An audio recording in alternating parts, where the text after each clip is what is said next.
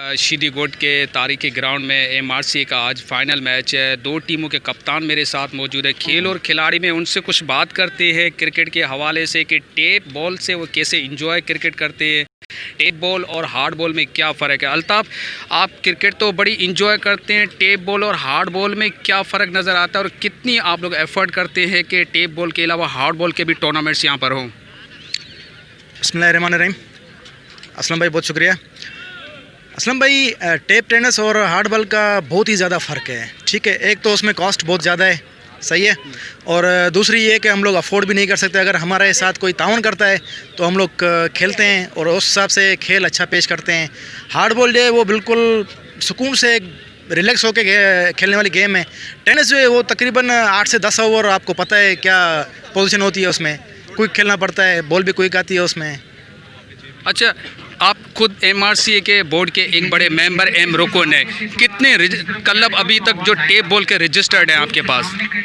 अल्हम्दुलिल्लाह हमारे पास 140 plus club हमारे पास मौजूद हैं। उनमें से तकरीबन मैं समझता हूँ 60 to 80 बेस्ट क्लब हैं एमआरसी के, बहुत ही अच्छे क्लब हैं। बाकी जो है वो यंगेस्ट प्लेयर के ऊपर मुश्तमिल है। तो मेरी ख्वाहिश है अगर उनको चांस मिले तो अच्छा जो है वो कर सकते हैं। अब फाइनल के हवाले से क्या कहेंगे? 64 रन का एक बहुत छोटा टोटल मिला है, तो आपकी टीम की अभी बैटिंग भी लाइन अप पीछे है, तो क्या समझ में आ रहा है कि आसानी से हदफ करेंगे या पीर सरनी की टीम थोड़ा सा कहीं मुश्किलात कर सकती है आपके लिए? नहीं असलम भाई, ये इस पिच को जादूगर पिच का खिताब दिया गया है, कुछ भी कहा नहीं जा सकता। 64 भी कभी कभी गले पड़ जाते हैं और कभी कभी 150 भी चेस हो जाते हैं इस पिच पे।